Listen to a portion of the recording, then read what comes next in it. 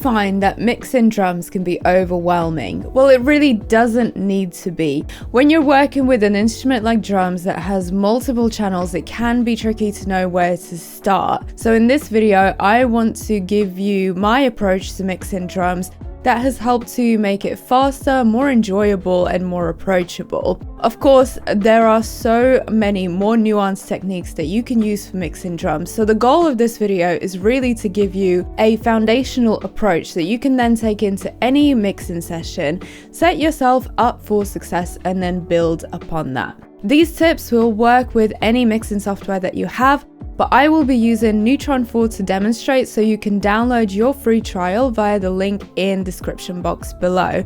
And this time you can also download the multi-tracks that I will be using. So I highly encourage you to apply these tricks to the same multi-tracks as you follow along, and you can also use them to practice mixing the whole song. Now that you have everything downloaded, let's get into this video.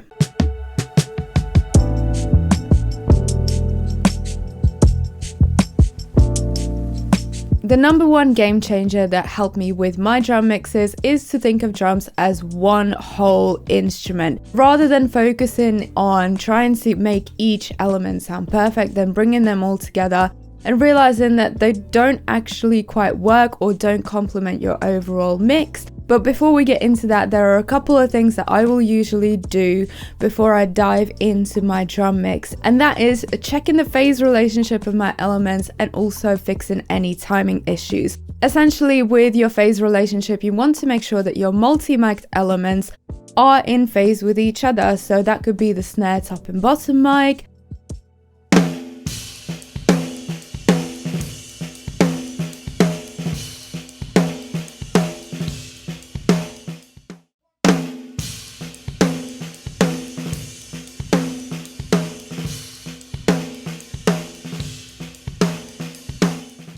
the multiple microphones you have on your kick drum,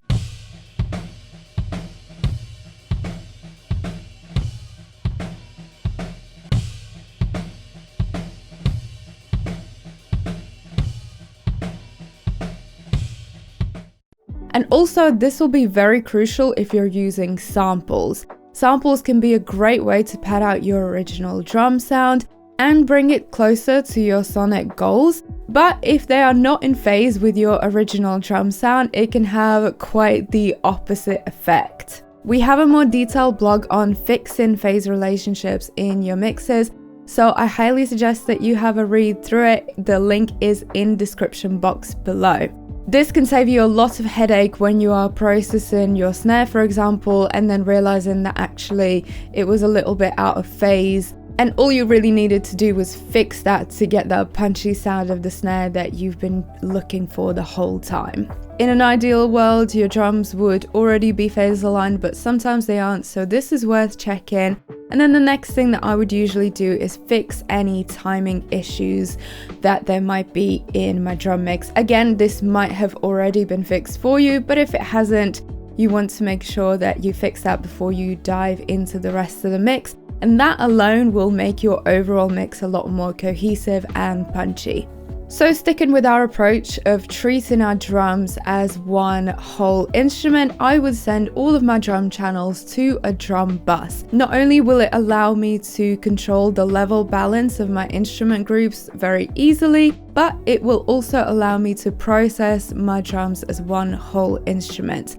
Now, if I have elements that have several channels, like the snare, top and bottom microphone, or if there are a couple of microphones on my kick drum, as well as samples, then I would usually create submixes for those elements so that when I'm applying processing to my snare, I'm applying it to all the snare channels, including any samples that there might be. Now at this point, I would also pan my drums to achieve an accurate stereo image. It's totally up to you whether you go from audience perspective as if you were facing the drummer and watching them, or whether you go from drummer's perspective as if you're sitting behind the kit. We have another blog on panning your drums that details these moves more specifically, but essentially you want to pan your overheads left and right, leave the kick and snare in the middle, and then pan all the other elements accordingly. For example, your rack tom slightly to the right if you're going from audience perspective, and your floor tom to the left, etc.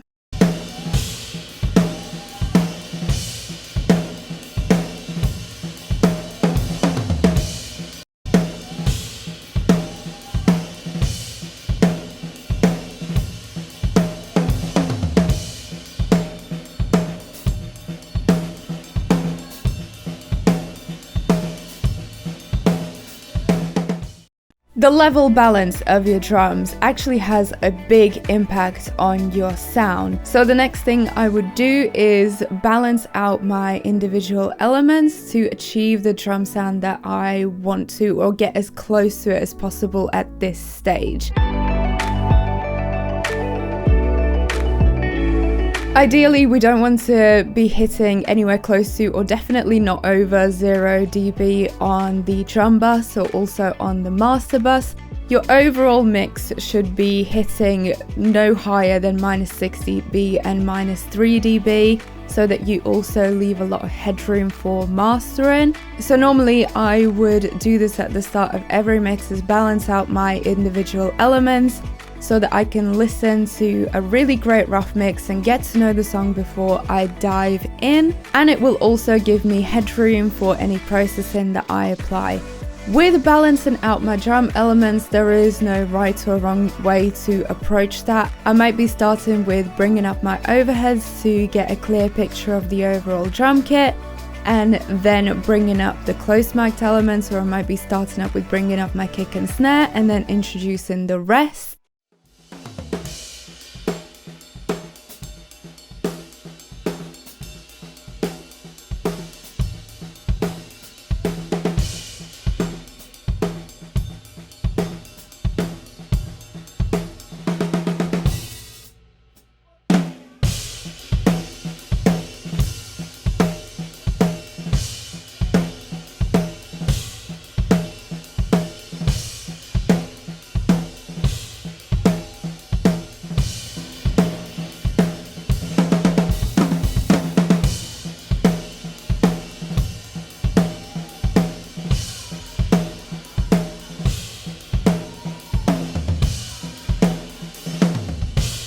At this point, you might be making decisions on the balance between snare top and bottom mic to achieve your ideal sound.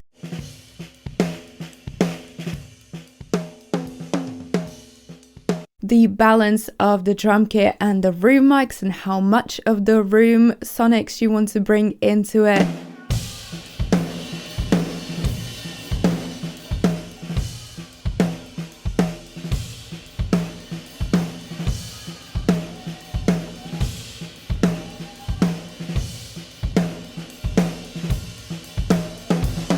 There's a lot you can achieve with level balance and panning, so don't neglect that before you even start to apply any processing. Try to get your drums to sound as close to your goals as possible.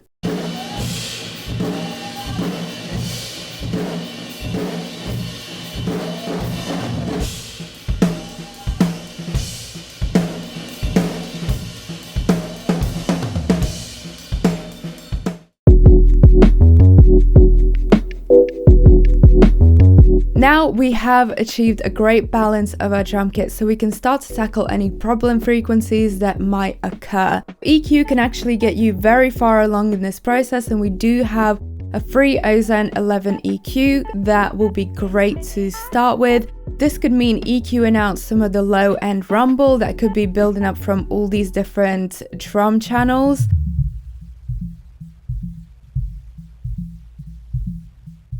You can start by high passing your overheads or high passing your hi-hat, for example.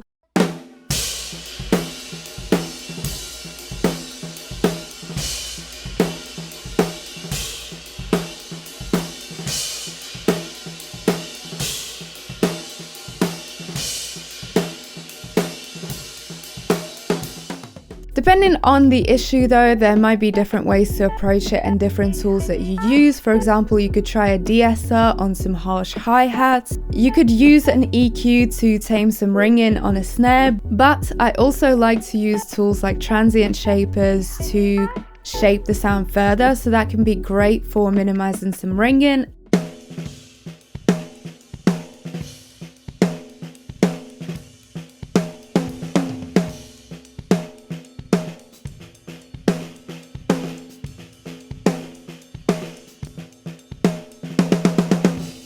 You can also manipulate the attack of your elements to shape the sound further. The genre that you're working in will also help to identify what would be classed as a problem to you. At this point, you might want to gate certain elements like your snare or toms to eliminate some of the bleed from the rest of the kit.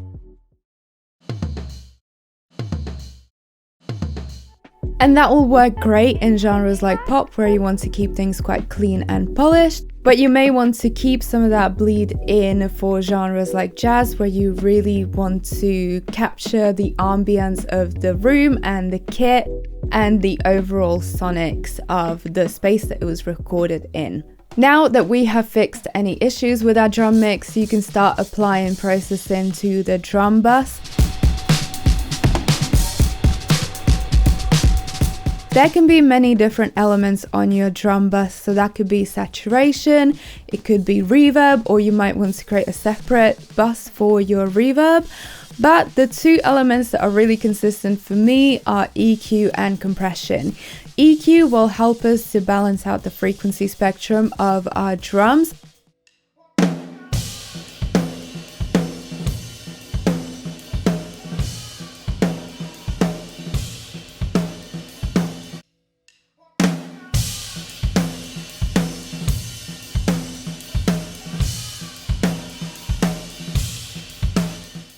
And compression will help us to glue our drums together, and you really don't want to obliterate the dynamics of your drums, but rather tame and enhance them with compression.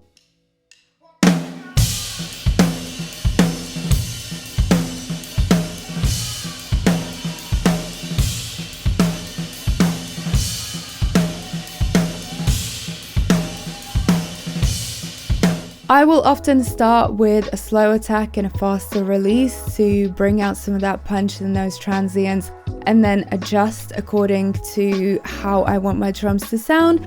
But your starting point might look completely different. And the good thing is that in Neutron 4 you can also apply multi-band compression, so you can select more targeted processing for each frequency band. And what I really love is that parallel processing is also made really easy by simply using the mix sliders. This means I can introduce parallel saturation and compression, and I can even use modules like Sculptor that applies targeted dynamic processing across the entire frequency spectrum and can help me shape the sound of my drums.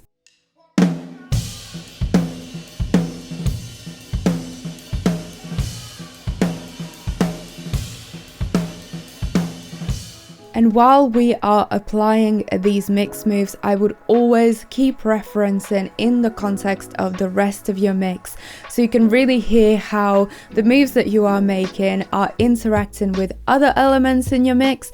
And you can inform your EQ moves, for example, depending on whether there's any masking happening, whether you want to boost some of the low end for some added punch, or maybe attenuate some harsher frequencies in the higher end of your drum kit.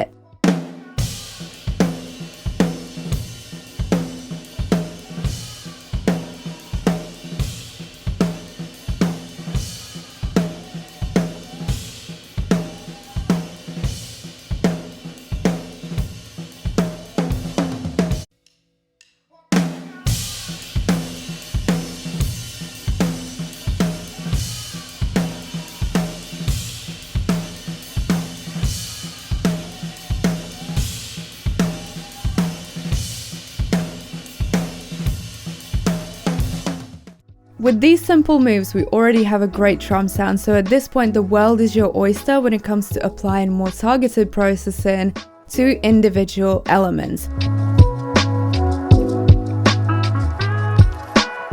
So that could mean applying some saturation to enhance harmonics, for example with Neutron 4's Exciter, where you can split it into 3 frequency bands and apply targeted and custom saturation moves. That can mean applying targeted compression and EQ moves to individual drum elements, applying a gated reverb to your snare that you might not want to apply to the rest of your kit.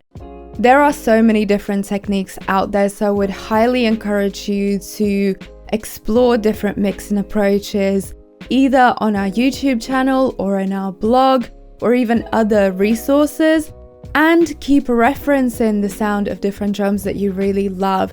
And keep experimenting and building on your arsenal of drum mixing tips so that whenever you're looking for a particular sound, you know exactly what moves to reach for, or whenever you're referencing a particular mix that you really love the sound of, you know how to achieve exactly what they've done. As always, thank you so much for watching this video. I would love to hear from you in the comments what drum mixing workflow tips have helped you in the past. And don't forget to subscribe to iZotope YouTube for more mixing and production tips and tricks.